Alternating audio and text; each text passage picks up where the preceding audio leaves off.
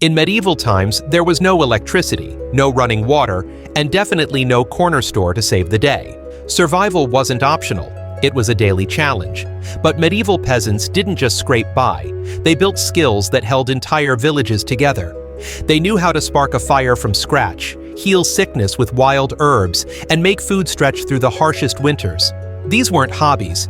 They were the difference between life and death. Today, we're looking at 9 essential medieval survival skills that ordinary people relied on every day, and that we just might need again. Fire making without matches. When your life depended on warmth, fire was everything, and peasants had to create it without lighters or matches. Using a flint and steel, they struck sparks into dried moss, linen, or tinder fungus. The tiniest ember could mean the difference between comfort and frostbite. Skilled villagers could nurse a single coal through the night by burying it in ashes, saving themselves from freezing each morning. Some even carried smoldering embers in hollowed-out turnips or clay pots while traveling. Children were taught early how to tend fires, and some women became so skilled they could light a flame faster than you can turn on a stove. This wasn't a fancy survival trick. It was daily life. A village without fire was a village at risk. That's why firemaking was one of the first skills passed from parent to child, ensuring generations knew how to master the flames that kept them warm, cooked their food, and lit their darkest nights. Brewing safe water and ale. Medieval water could kill you faster than a sword. Streams and wells were often contaminated with animal waste, decaying matter, or worse. So how did villagers avoid dying of dysentery?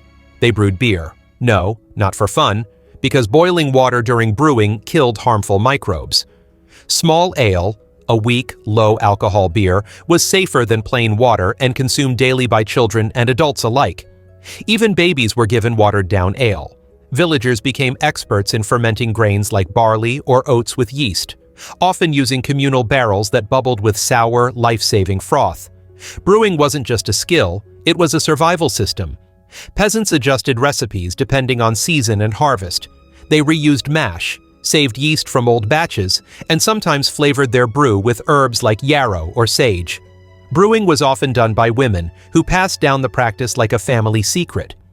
In a world without sterilization, their homemade ale kept the village alive, one sip at a time. Foraging for wild food.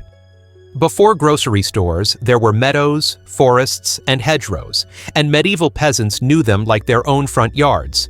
Foraging wasn't trendy, it was necessary. Entire families scouted for wild garlic, nettles, elderberries, mushrooms, and chickweed.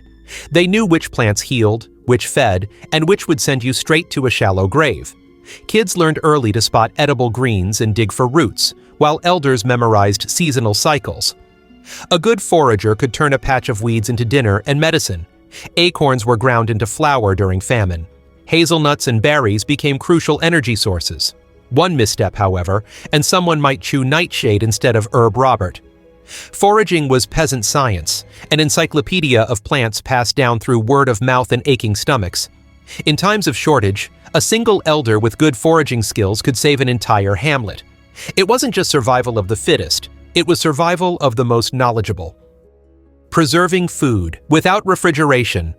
In a world without fridges or freezers, preserving food was a medieval superpower.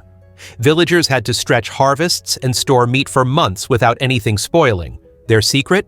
A mix of salt, smoke, drying, and clever tricks.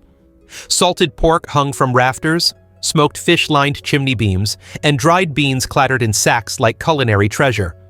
Peasants pickled vegetables in vinegar or whey, buried root vegetables in cool cellars, and even stored fruit in honey or dried form. In the coldest regions, they froze meat in clay jars and buried it in snow.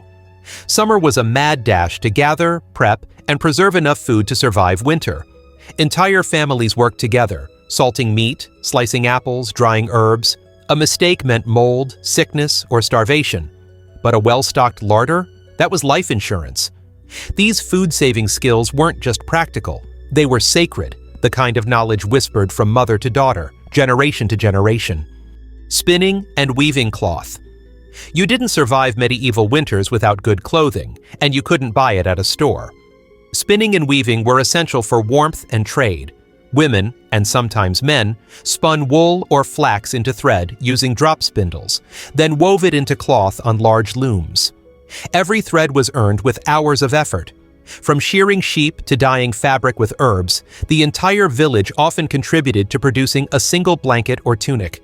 Clothing was patched, repurposed, and handed down like treasure. Nothing went to waste, not even wool scraps, which were turned into felt or insulation. These textiles weren't just about fashion, they were about survival. Good cloth kept you warm, protected you from rain, and was even used in barter. Some peasants became so skilled they traded fabric for food or tools. In many villages, spinning wasn't just a chore, it was the heartbeat of survival, one twist at a time. Building shelter from natural materials. You didn't need blueprints to build a medieval home, just mud, straw, wood, and guts. Villagers constructed shelters from what the land offered. Wattle and daub, woven sticks packed with mud and dung, formed walls. Thatch roofs of straw or reeds insulated against rain and snow. Timber frames came from local forests, and floors were compacted earth covered in rushes or hay. These homes weren't pretty by modern standards, but they were miracles of local engineering. They stayed warm in winter, cool in summer, and could be patched with whatever was lying around. Even kids learned how to pack daub or gather thatching reeds. Skilled builders, often self-taught, passed on designs suited to every climate. Living underground, in some regions, yes, to keep warm. These survival shelters weren't just places to sleep, they were proof that, with enough patience and community, you could turn raw nature into something that kept you alive. Herbal healing and folk medicine.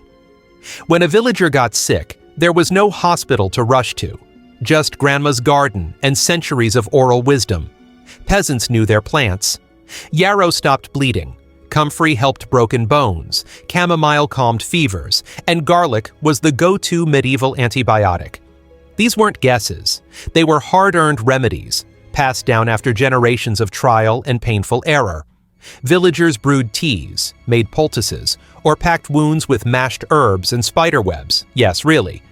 Midwives, wise women, and traveling herbalists were the doctors of the day. Sure, some treatments were questionable, like wearing a dead mole around your neck to cure a cough, but many remedies worked surprisingly well. When the plague hit, they burned rosemary and wore lavender to purify the air. It wasn't perfect, but in a world without penicillin, knowing what to pick and boil could mean the difference between recovery and a funeral. Plant knowledge didn't just heal, it protected the entire village. Making soap from scratch.